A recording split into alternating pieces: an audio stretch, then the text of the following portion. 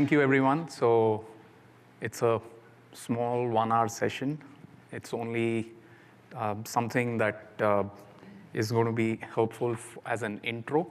So if you're an AI expert and you've already built a dozen AI applications, then you're in the wrong room.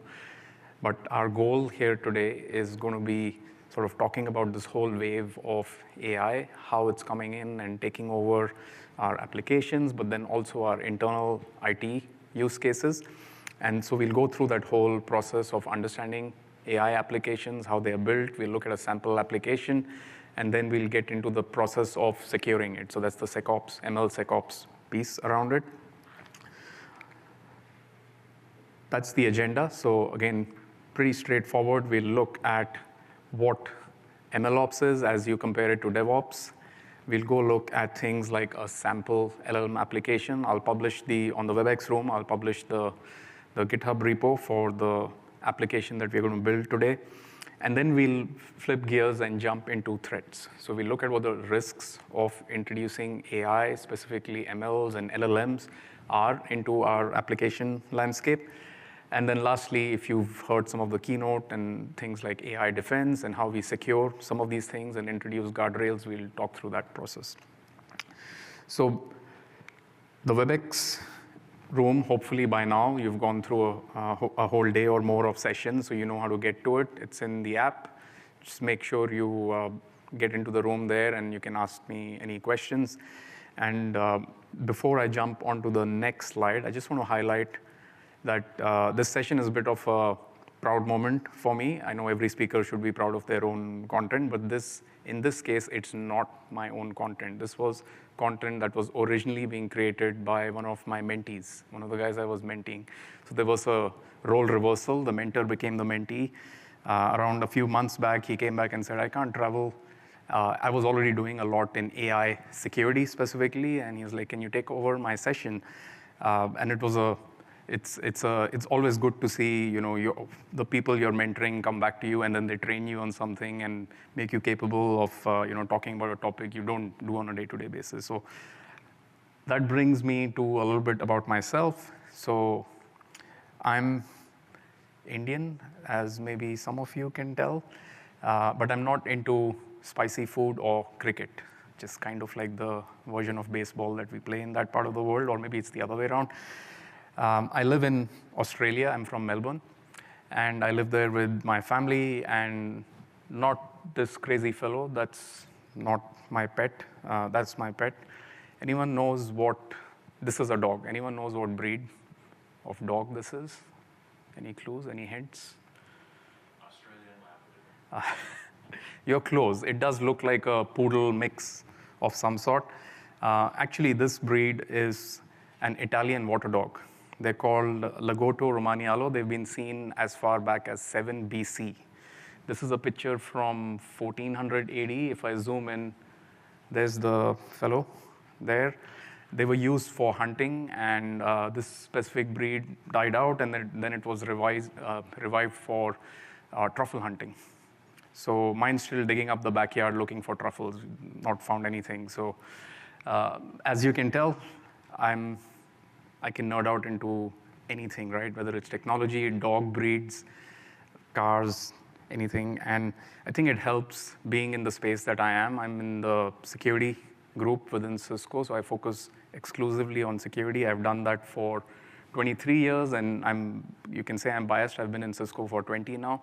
But overall, I would say to be good at security, you need to be a technologist, because you can't secure something if you don't understand it. So whether it's AI, whether it's networks, you need to understand the space before you can start talking about securing that space. So that's where I'm coming from. If you look at that list of certifications, there's no Cisco certs in there, so I'm not a CCIE. I try and maintain a very vendor-neutral stance on all things technology and security, which is required actually in that space. And now if we jump into our content, right? So I'll start off with this one. So this is a study that Cisco has been doing. I think this is year 2. We did the first one in 2024. And the AI Readiness Index is essentially going out, interviewing customers, asking them a set of questions. And I think the stats that will stick out here, all of them do. These are the main ones. Most organizations feel that they have very little time, maybe 18 months or so, to get on this whole AI space. Most of them are experiencing urgency, whether it's because of competitive pressures or because it's customer experience or any of those combination of things that are coming together. Before, if they don't do it, then maybe negative outcomes will follow, right? So everyone wants to get on this AI bandwagon. And there is budget dedicated to AI initiatives. I've got some stats coming up later in the later part of the session, but essentially security is one of those where there's confusion around budgets. There's budgets allocated on AI, but not necessarily the SecOps side of it. So we'll touch on that later. But if we jump into a simple sort of use case, right? And this is typically where your app teams or your developers are coming in. They're looking at it from a business perspective. In this case, it's a banking application, but it could be any application, whether it's internal or external facing. Obviously, the use case here is simple. I need to be able to interact with my banking application. In most cases, the back end is fairly static. Yes, the code changes very regularly, microservices, new features being added, but the actual user experience is fairly static. I need to be able to ask some things and get back some responses. It's not a very good experience, and that's where most organizations, especially if it's external facing, will go and introduce a human in the loop, right? To make the interaction, make the user experience better.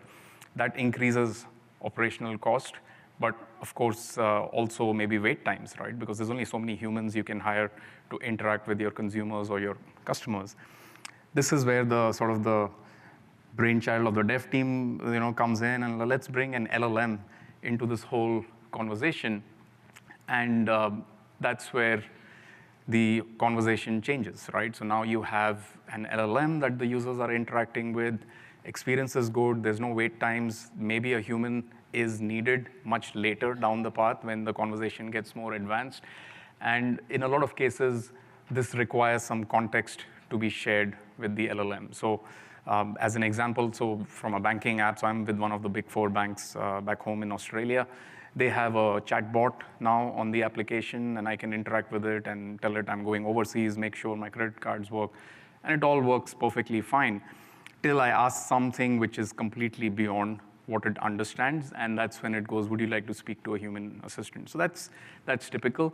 We can apply this logic to internal IT operations as well, right? So most IT ops, if you think about it, there is a need for some sort of an assistance as you manage a large infrastructure. Organizations are starting to build it, as are vendors. So you would have seen with Cisco, we have AI assistants now in a lot of our portfolio. The security one is what I'm closest to, but we've got AI assistants almost in every aspect of our portfolio, as Jeetu mentioned this morning in the keynote.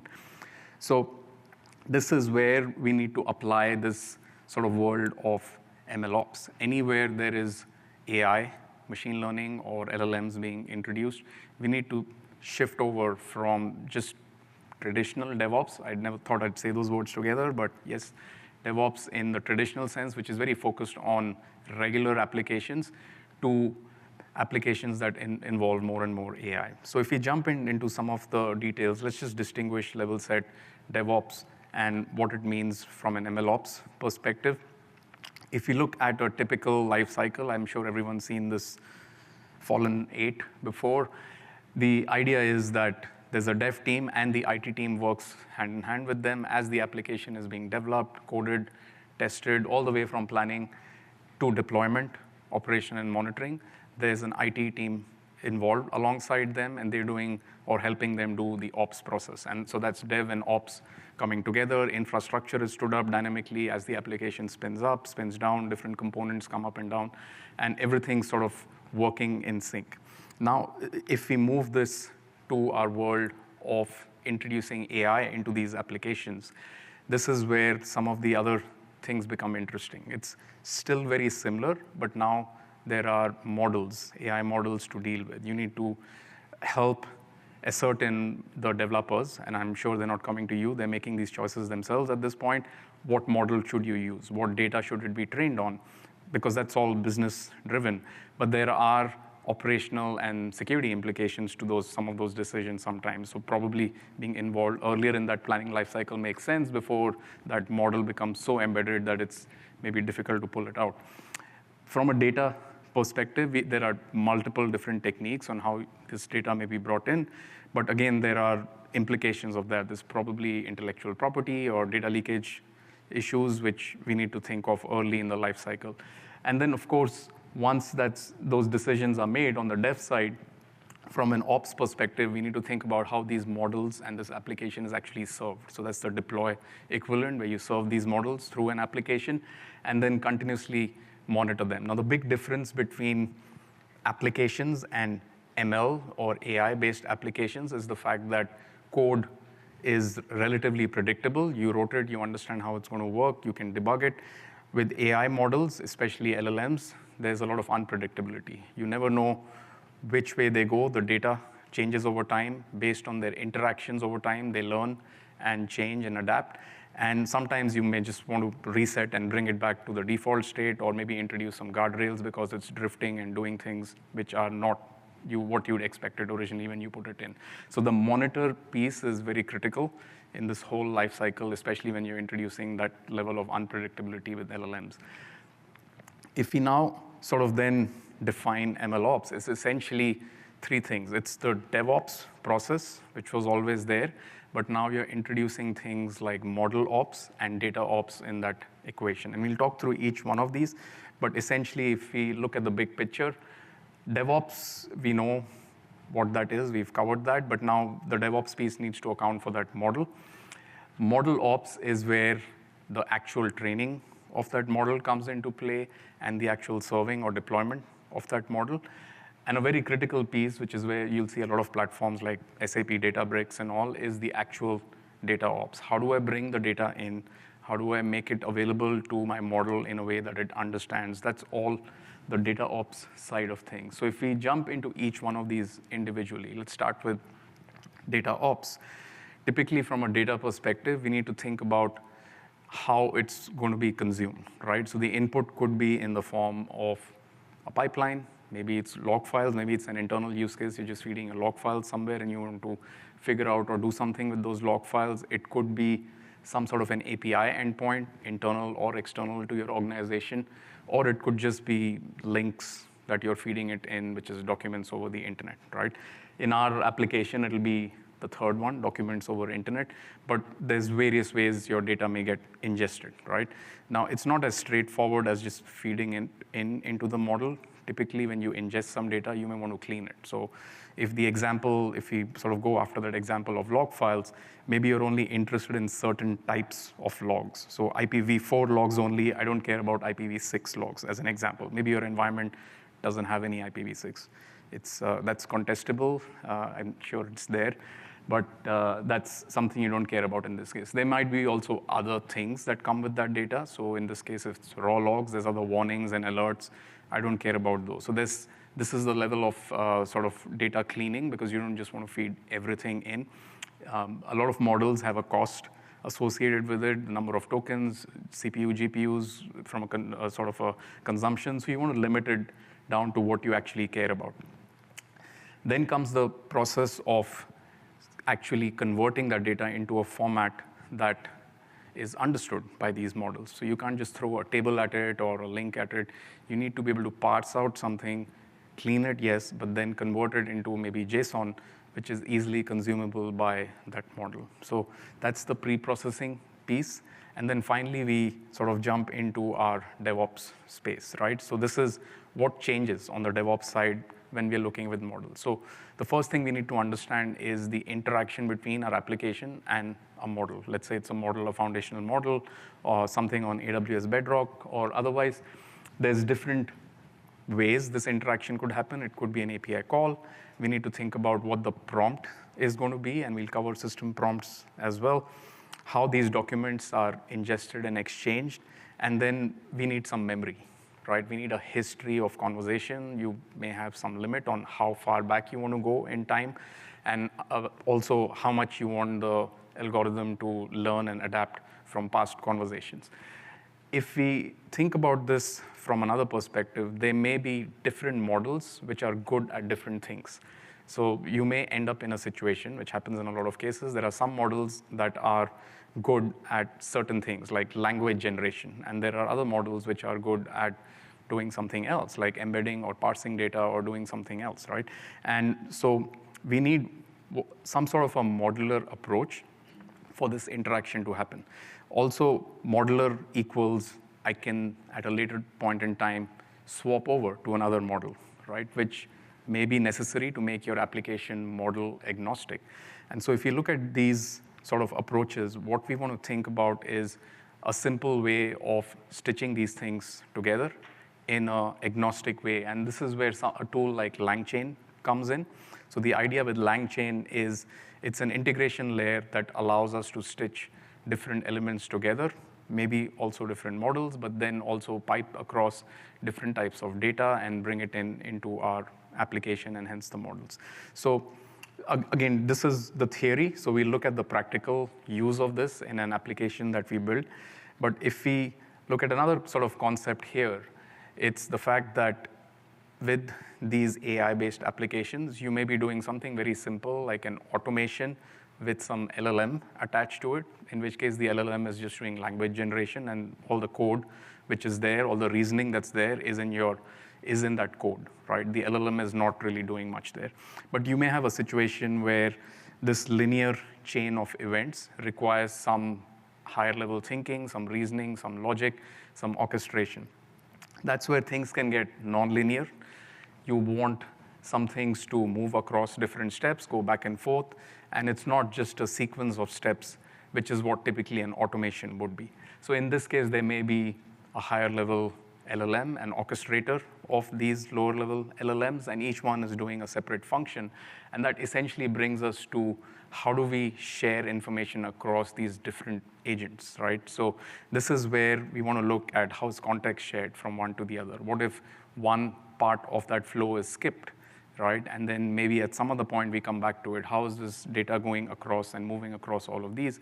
And is the history across or only across some specific parts of that agent?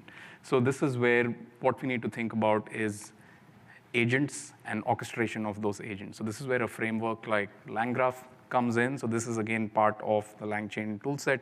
But the idea here is here you have an orchestration tool that's sort of bringing you in the world of agentic AI. So the difference between agentic and just automation is that the actual agents are making decisions and reasoning rather than just doing language generation, which is just basic LLM with some sort of an automation. Now, if we look at the third piece, which is around model ops, the idea here is obviously to figure out how we bring data in and how we do the fine-tuning, right, of those models. How do we train this model and how do we fine-tune it? So this is where you'll hear terms like RAG, retrieval augmented generation. The idea here is I have an application, I'm picking up an open source model and attaching it to that application for, let's say, for language generation or some reasoning. I want to give it some context. So if you go back to that banking application, maybe it's because I am speaking with that banking application or interacting with it, it needs to know my details, my customer number, my account details, things like that. So this requires some sort of a database in the back end, which I'm giving access to for the purposes of making the conversation more contextual. I mean, otherwise, I could just go and use Gemini, right, or ChatGPT. So this is a very business-centric use case, so I need business-centric data incorporated in there. A typical pipeline for RAG would look something like this, again, very high level, but this was essential at some point because AI models and LLMs were limited by the number of tokens, the amount of data that they can handle. So at some point, what we were doing was we were taking all of our data from different sources. We were then chunking it, breaking it down into smaller consumable bits, and then embedding it in some sort of a store, a vector database, and making that available to the model. So it was easy for my model to just consume everything. So this whole process obviously is one way of fine-tuning or adding context into LLMs specifically, or any ML for that matter. But like I said, these limitations are, the token limits themselves are no longer a concern. So we've gone from a few thousand tokens to millions of tokens these days. And of course, the more you pay, the more you get, but even the free ones are pretty decent, right? So RAG is kind of becoming a legacy option. Not saying it's not got its place, it's still there, but maybe there are other ways of doing it. And those other ways could be fine-tuning using the prompt itself. So if you remember, I said system prompt earlier. So there's a whole process called prompt engineering where you can go into an application and tune how it responds and what its role is and what it's meant to do when it gets a certain question. And that prompt itself could bring in data sources and things like that. So prompt engineering is a very simple way of tuning applications. There are other things that you'll hear which are beyond the scope of this session, but that's things like fine-tuning with weights and parameters, and that brings you into the world of retrieval augmented fine-tuning, where you take the concept of RAG and fine-tuning with system prompts and prompt engineering, and you bring it together, and you get even further. So that's for very advanced use cases, but again, not something we'll focus on today. It's more for reference, but you can get further down the stack of actually fine-tuning your LLMs. So the last thing that's important is this whole piece on frameworks versus platforms, right? So typically, everything we've discussed so far, LangChain, LangGraph, et cetera, is more of a framework. And you can, if you're good at coding, you can just basically code the whole logic and use LangChain to do the orchestration framework and all of that and bring it all up to scale. This gives you a lot of flexibility, but it can also bring in some level of complexity. So this is where platforms come in, where you have simple, nice graphical interfaces. This is AWS SageMaker. There's Google Vectra. There's Azure AI, SAP Databricks. They all have pros and cons, but they're all trying to make this whole process simple, not just building the applications, but including deployment. Because if you're one of those big 4, big 3 cloud providers, then now it's not only serving up the foundational model and being able to build the app, you can now deploy the app in cloud, POV or production, and make it available to your end consumers, right? So that's like an end-to-end turnkey, all outcomes delivered in one place. And this is why a lot of enterprise use cases, you'll see AWS Bedrock or something like that as part of their AI application pipeline.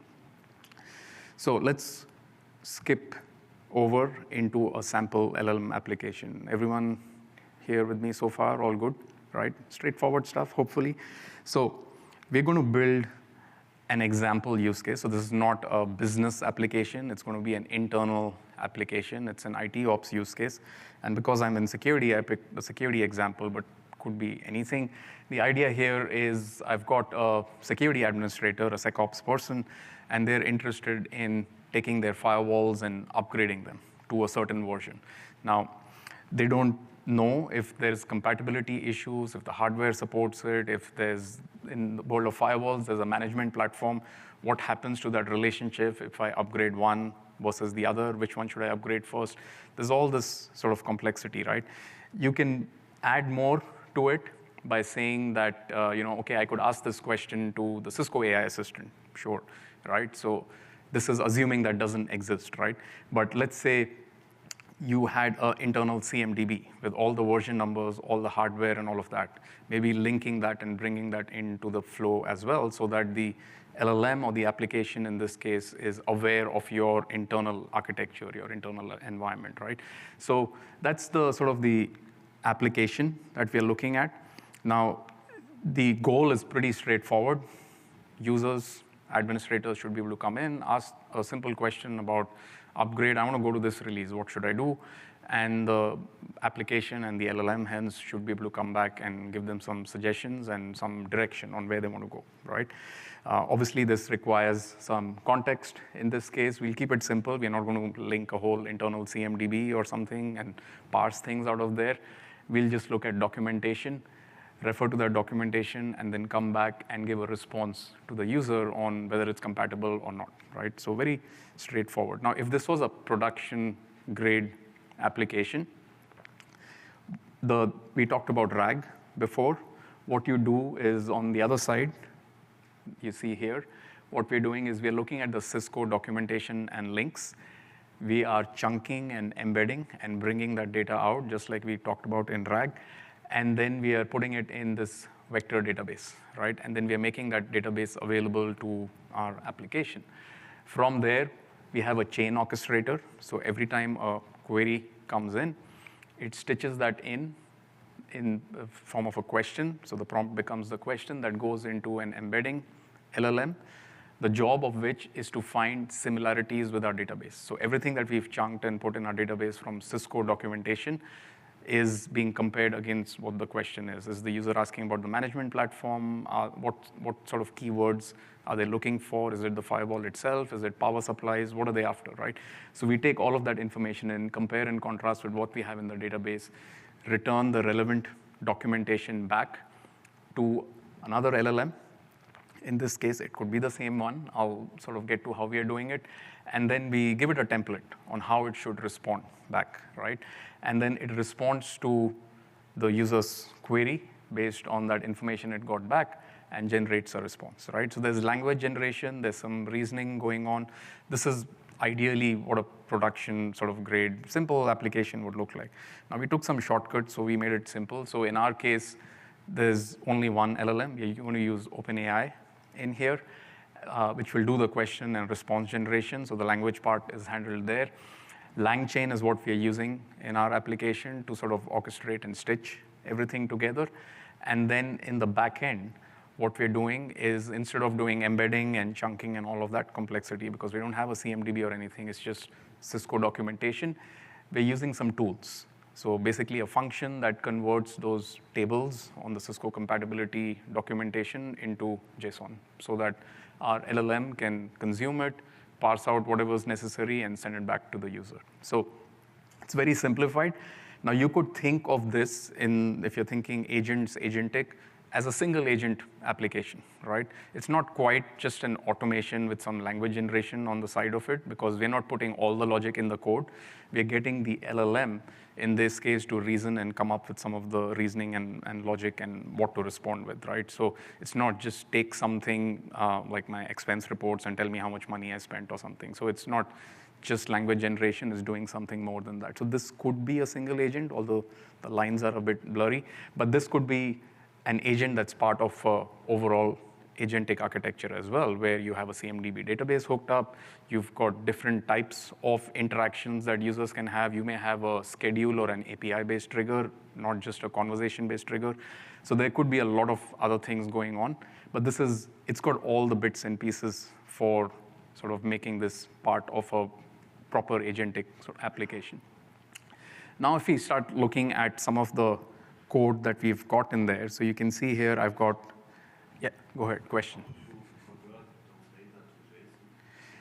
I'll get to that. So great question. So there was a question on how do you convert data tables into JSON. So I'll get to that. We have a sort of a, they are web content. So we extract those out and we use a function to convert those into JSON. So it's in the code when we share the code, but I'll go through it in like 4 slides.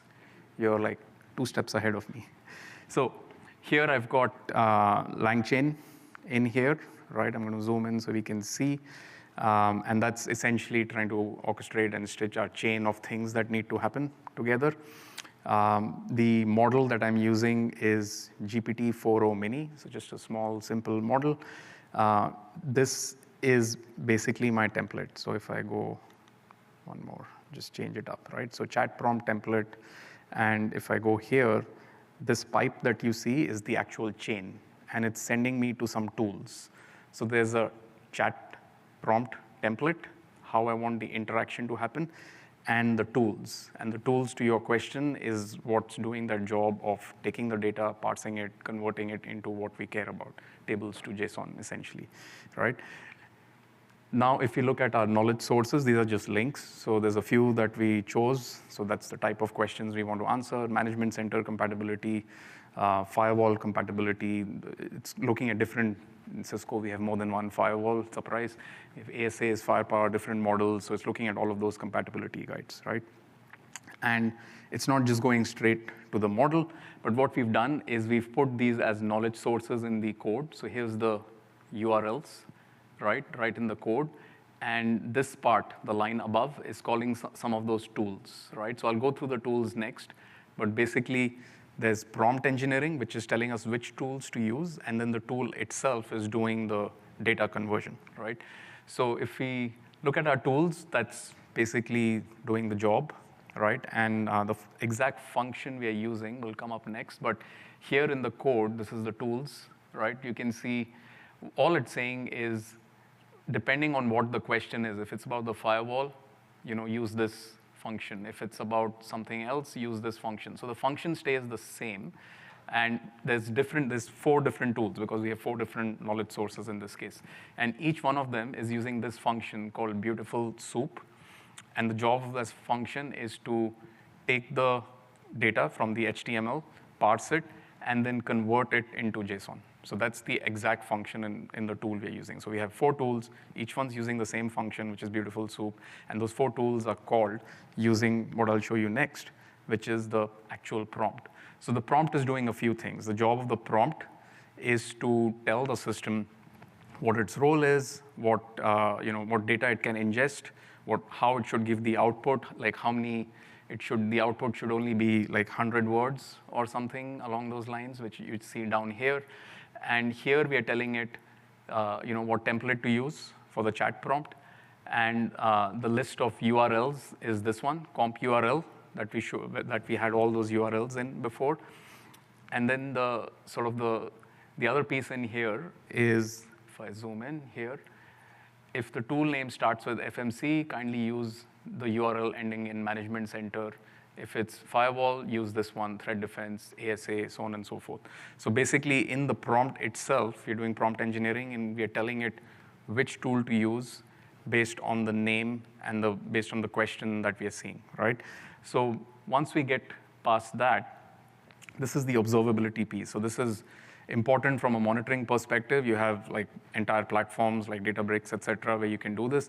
In our case, we're just using LangGraph, and we're looking at the performance, the actual content that was input, what the output was from an LLM perspective, just to make sure that everything is working fine. So this is like a troubleshooting and monitoring aspect in this case. So a very simple use case here, so we can do with this.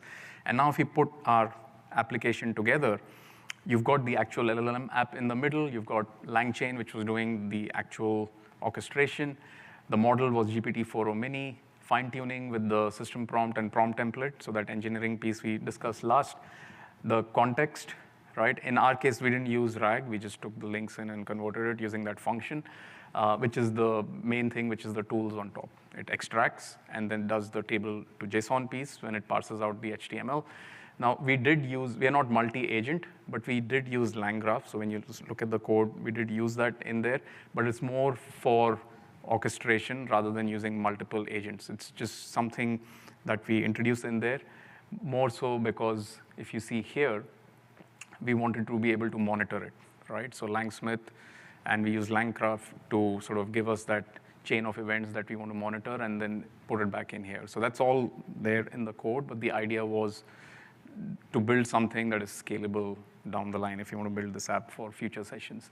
So now let's look at our application. Question? How is it decided which tool to use?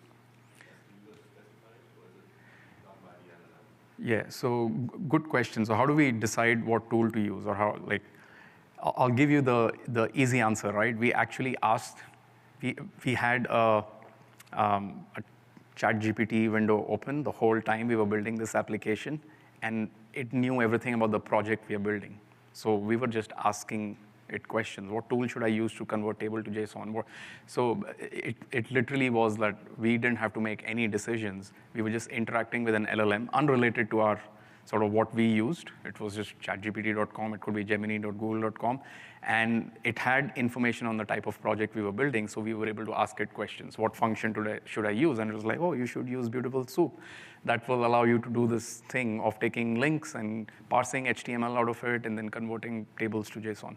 So that's what we picked. So obviously, the more more of a developer you are, you'll know how to go about these things. In our case, we were just building a sample application. So I was like, this is a concept in my mind that I want to build. I have some Python knowledge, but I would still like to understand what tools should I use. Should I use LangGraph? How would I monitor it? And it was like, well, maybe you should use LangGraph then.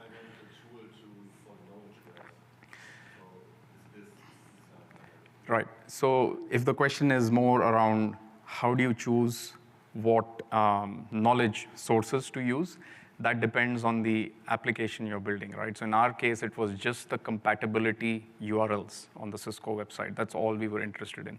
Now, in all fairness, this information is public, right? You could just go to gemini.google.com and get the same output.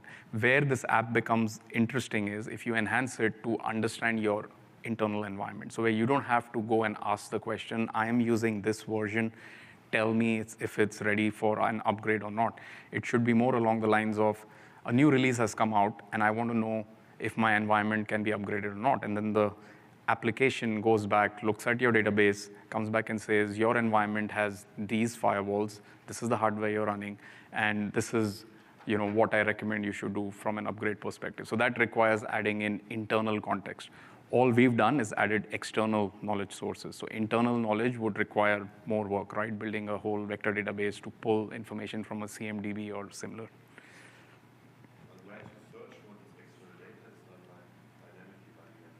In this case, we have statically given it the knowledge sources. So if you remember, if I go, those 4, right? So it's in the prompt. So when we did let's go to the prompt so that I can show you. So you see this comp URL, right? That's a variable. And that variable in the very first screenshot, here you go. So this is comp URL, right?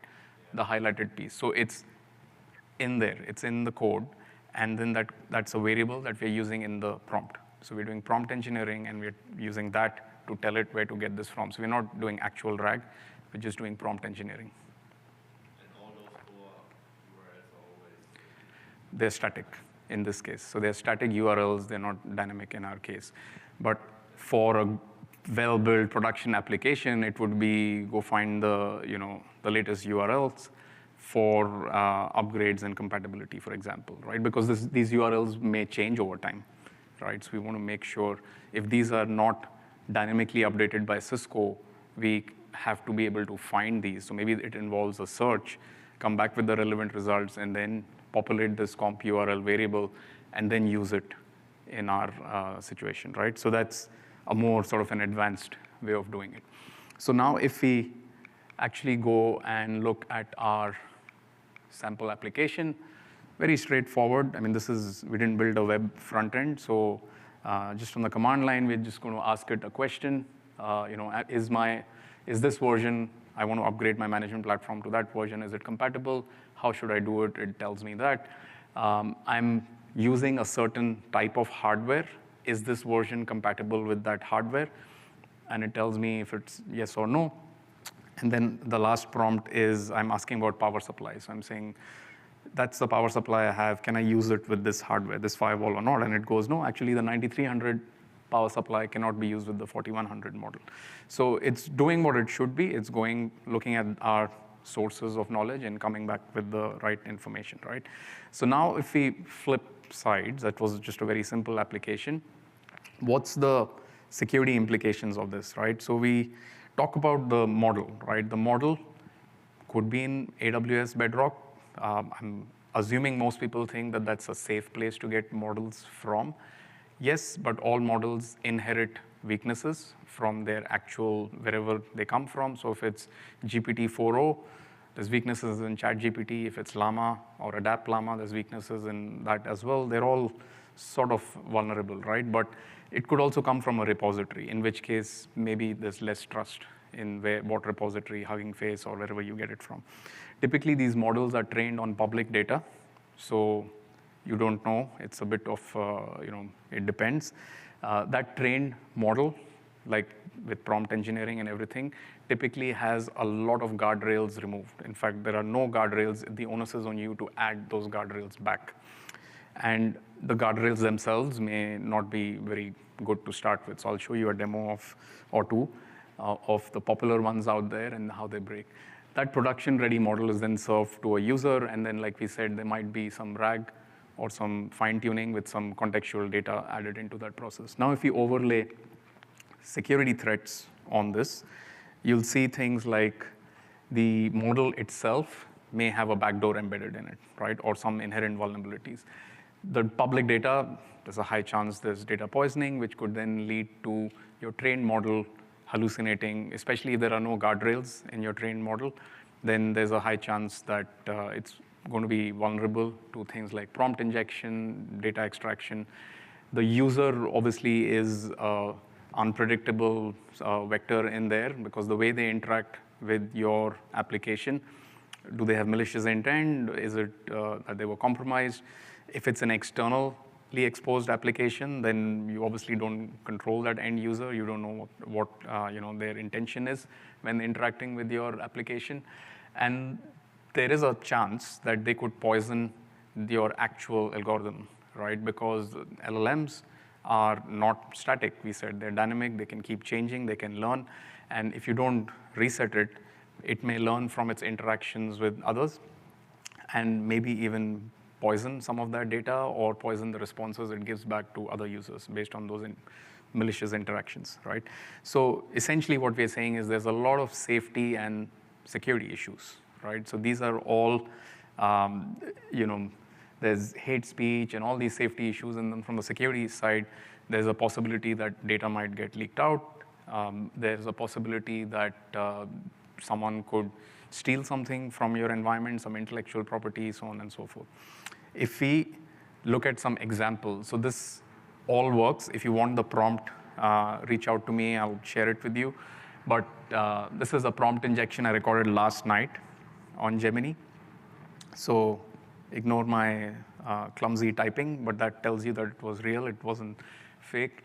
But I asked it something really bad, which I'm not going to call out because the session is being recorded, but you can see what it is. And it goes, oh no, I cannot tell you how to do something that malicious or that bad, right? It's harmful. Now I ask it the same question, and there are thousands of these techniques. In this case, I'm telling it to think that we are writing a script for a show, a very popular show. And within that script, I introduce my question. How do I build something really bad? And I mastered out, because again, we are being recorded, but it gives tremendous amount of detail, all the steps, diagrams, everything to do that, right? That's Gemini. There's another one, so we talked about prompt engineering. Obviously, a lot of what your application does is built into that prompt, right? What if I was able to go and ask your application, tell me everything you are, and it leaks out its whole system prompt, right? This is going to be a really long one, so I won't go through this because this is obviously just chatgpt.com, right? So it's everything it does. But imagine these two scenarios, right? The first being prompt injection. You're going to go, okay, so I have a banking application or some internal application. How does it matter if they can ask it to do something bad, right? So the problem there is, one, reputational damage, right? Imagine going to a banking application and asking it how to do something seriously bad, and it tells you how to do it. I could go and ask, Gemini, right, about that, and it works. But the very fact that I can ask that to your corporate application, which is consumer-facing, is a newspaper headline in itself, right? The fact that your application tells me how it functions, what its system prompt is, means that I can figure out how to break it, how to sort of get some information leakage going, right? So there's both reputational or other sort of issues that can stem from something as simple as this, right? And this is not theoretical. Obviously, those were two practical examples of two models which the actual sort of open source version of those have the exact same issues, right? So GPT, that was 4.0 we were using, and Gemini, we were using the latest 2.5 Flash Pro. Same issues exist in Llama and Hugging Chat and all of these different places. And these are US-centric. I was trying to find US-centric examples. I don't know what a Chevy Tahoe costs, but certainly not $1, right? Or an airline giving bad advice. At the end of the day, if you're exposing applications to users, you are liable for what advice it gives, and you may be held accountable for whatever happens from there, right? If it's an internal application, there's a possibility of data leakage, but there's also a possibility of harm, right? If someone's using my corporate application to figure out something bad, probably there's a need for HR involvement, right? So these are real issues, and where does that leave us, right? So obviously, if you're thinking of it from an ops perspective or a SecOps perspective, we can sort of see that AI applications are everywhere. They're happening now. They're happening inside the IT team. They're happening in the business side of the house. There's a very high imperative to use AI to make things easier, to reduce OpEx, right? So this is bolted. This is happening now, right? So the choice we have is to stand up and embrace this situation, right? Or we can run away from it and we can say it's not my thing, someone else has to figure this out, but I'm guessing that's not the case. Or can sleep through this whole situation, right? But I think all of you are here because you care about this situation and you want to understand, right? So essentially AI is a new risk vector, but the risks that it amplifies are exactly the same. So if you look at those risks there, business and reputational harm, that's always been there, right? Cyber attacks, supply chain vulnerabilities, now it's not libraries, it's AI models that are bringing in supply chain issues because they have inherited some issues.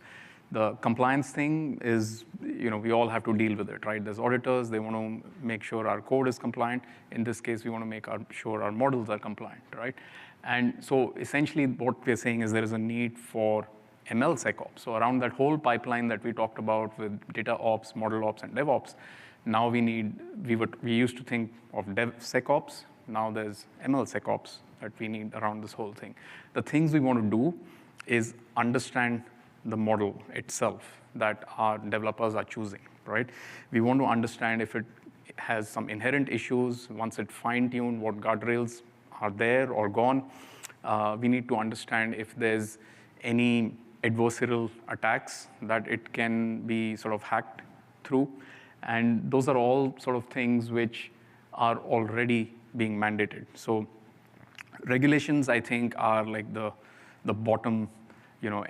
People who rely on regulations to do something are like waiting too long, right? So you don't want to wait for a regulation and then that catch you in a failed audit. Ideally, you want to get ahead of that. In this case, this is a EU-based regulation where they're saying any application that has generative AI in it needs to be audited throughout its life cycle for AI-specific things like efficacy, like compliance, cybersecurity, but very specific to Gen AI in this case, right? So this is like the final thing that catches you, but ideally you're doing things way before you fail an audit. And if we look at standards, anyone heard of OWASP? One person. So OWASP, I've been in the industry for 23 years, and I think I know about OWASP for 20 of those now. They've been around for a long time. They have this thing called top 10 web security vulnerabilities. They keep updating it. Well, now they have a top 10 for LLMs and for machine learning as well, right? So these top 10 would be things that we saw the demo of. So prompt injection, system prompt leakage, vector embedding, which is to do with your RAG process. These are all well-known sort of vulnerabilities. MITRE is another one. We sort of use MITRE a lot in the security space. They look at it from the hacker's perspective. They look at the kill chain, so how a hacker gets into your system, how they exploit it. In this case, they have a ML, LLM specific one, kill chain now. So they can look at it how someone would exploit your application if it had AI embedded in it, right? And fortunately for us at Cisco, if you heard the keynote, Jeetu mentioned a company called Robust Intelligence. They were actually contributing to all of these standards and all of these upcoming regulations. So they've been doing a lot of work. Yes, they had a product that we sort of inherited as a result of the acquisition, but a lot of the intelligence that they had in this space is also sort of important. And the reason why it's important is we need a common language, right? So if you think about taxonomy, in the world of outside of security and even in security, you need a common language to understand what's going on. Security, it makes sense because all those things I mentioned, safety and security threats, what are they? You need to be able to document them. You need to have actual, like from OWASP or MITRE perspective, we said you need to have actual names for those things. And potentially you need to be able to figure out if your applications are vulnerable to these things or not. Right? So that's where taxonomy is important. And now if we sort of look at how Cisco's trying to solve this problem, as with any security problem, we need to do three things. We need to have visibility, which is the first step, which is inventory everything, all of your applications that are running LLMs or machine learning AI associated with them. The second step is model and application validation. This step in itself, typically if we look at most organizations, they're spending weeks, if not months, by sending every prompt possible at their application to see what breaks, right? It's not easy because these models are unpredictable and they keep changing and drifting. So the first step in model validation would be to help your developers choose the right models. But then as you go through the application lifecycle, as things change, as it goes from dev to test to prod, and then new features get introduced or the model drifts, we need to be able to keep red teaming, keep scanning it to figure out what issues are there within this application. And then if we do know that there are vulnerabilities or issues, we need to be able to reverse those into protections or guardrails. Now, you could say, well, prompt engineering, I can introduce some guardrails in there. And those guardrails are very basic. They're more focused around handling exceptions as opposed to handling prompt injection or prompt leakage or any of those kinds of issues, right? So typically you may need something in front of that application which can look at those prompts, assess them, and then maybe not let them go to the LLM if necessary. So that's the three-step process. The solution is called AI Defense. So AI Defense is an example of how you could bring in MLSecOps into your application landscape. And instead of just talking about it, I'll jump into a quick demo. So this is in Security Cloud Control, which is our single pane of management for all things security. You can see a whole bunch of products in there. The one we're going to focus on is AI Defense. So I come into my dashboard. I can see in the middle is all the threats or the events associated with my applications. There's all my applications on one side, all my agents, all my models. I've got one, which is the finance app, which is a 69% score.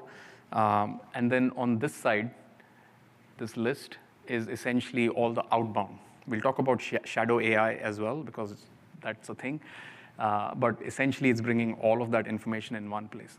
Now, if I jump into our inventory, so I can see all my assets. So this is everything. In this case, we scanned AWS Bedrock, right? Because the API keys, we scanned it, and we said, here's all the models you've got. Here's any external connections outside of AWS. So sometimes apps are going to Copilot or something like that. We want to capture and inventory that in our listing as well. And here's all my applications and connections. So now if I jump into validation, this is where we're going to pick on our finance app chatbot, and it's using GPT-3.5, 69% vulnerable, so let's click on that. So this is where we've gone through that whole taxonomy, OWASP, MITRE, scanned this with all the prompts, something that can take months. This just takes a few minutes. And we run through that application, we come back with all the responses, and we tell you how vulnerable it is to all those issues. We then jump into policy. So now we want to reverse those issues into a guardrail-based policy.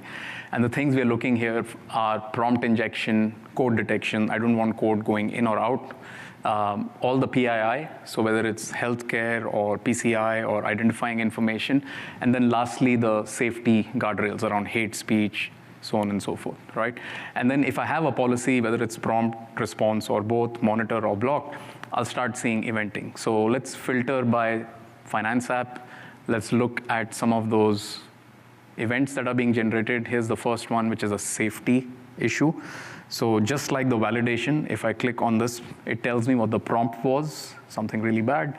It maps it to MITRE and OWASP and tells me where exactly from the taxonomy perspective it applies.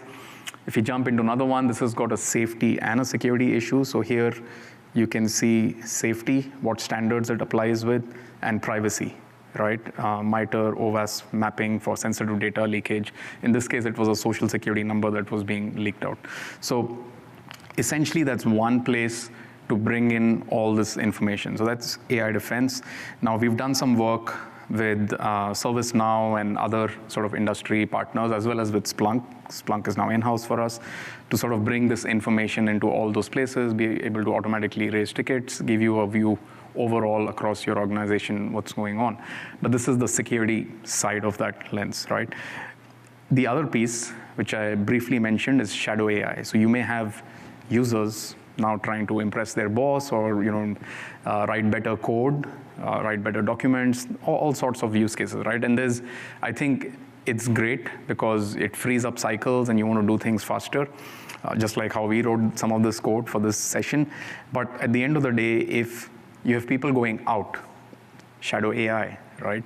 And there's a high chance that they take something, they put it out there, and now they've used the wrong tool, and some of that information leaks out, right? So there's examples of this in the past that have happened. So that point I was talking about amplification, if you think about Cisco code for routers showing up in some router in China, that's happened in the past.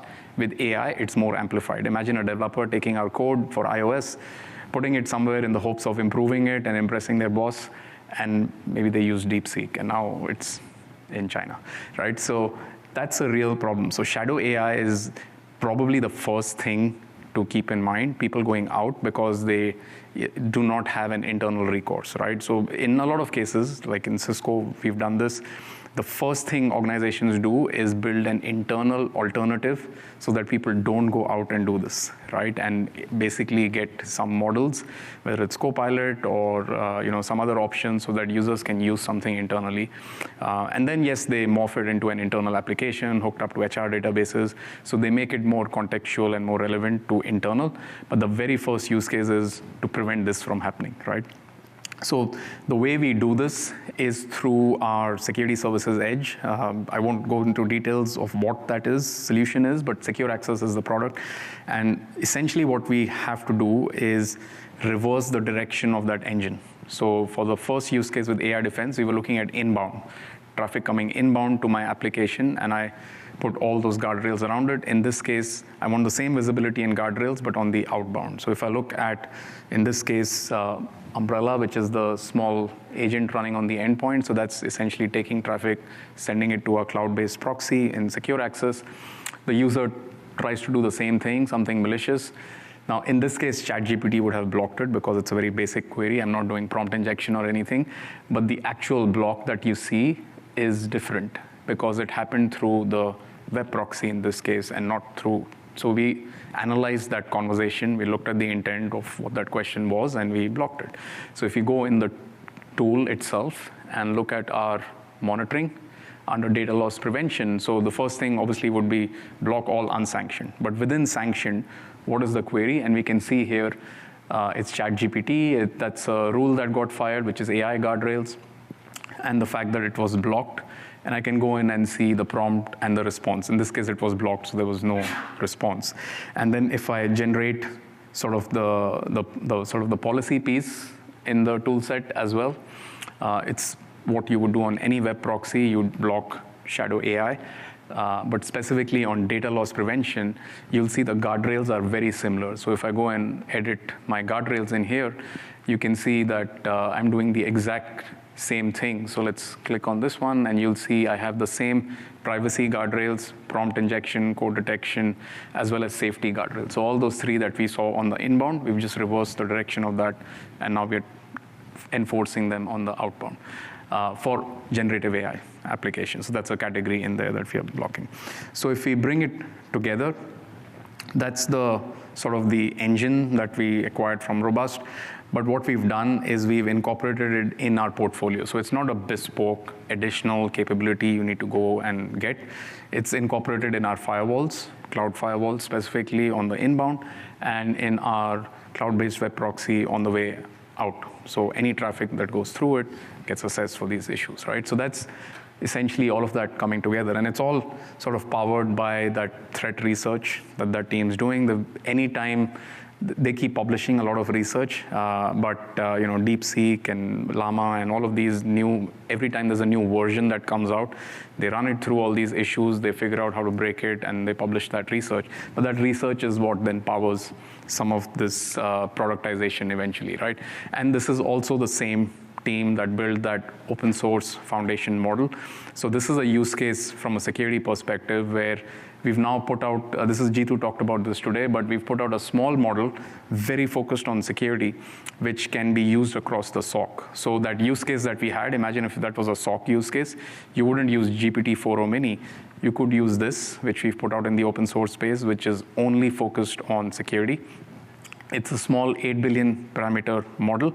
And the use cases it focuses on are SOC acceleration or security for your overall environment, not just MLSecOps, but everything. But that's an example of where Cisco can help, right? So now if we sort of jump into the final sort of summary, I want to say, I know some of you met Greg. He's a session manager, so he's probably interested in this as well. I'm a session manager as well, not at this event, but in Cisco Live when we do it in APJC in Australia. I handle all the security sessions there. And I can tell you as a session manager, we read all feedback. We look at all these comments and 5 stars and things like that, right? So if you got something out of the session today, do jump in and give us your feedback, your compliments, what you like, pictures of my dog, if not. But if there was some feedback or suggestions, or maybe it's not a 5-star session and you want to lower that star, or worse, you want me to bring disgrace to the continent of Australia, then by all means, please don't leave me hanging. Tell me how me or Bhavik, who's my co-creator for this session, can help improve this session. And if we jump into our final slide, what we learned is what a pipeline looks like when you add machine learning algorithms and LLMs to it. We looked at the security implications. We looked at our sample application and how it was built, but then what security issues can come in from introducing AI into our world of internal or external facing applications, the importance of MLSecOps, and then lastly, how Cisco is taking some steps in this space. And this is a very security-centric view, that last one, but obviously Cisco's taking broader steps in providing infra, working with NVIDIA on secure AI factories and all of those kinds of things. But from a security perspective, both securing outbound, which is the shadow AI piece, and the inbound, which is your own applications, and then things like the foundational model for your SecOps and SOC use cases, so that you don't have to go and use GPT-4 or something like that. You can use a tuned model that's very focused on security itself. So that's everything I had.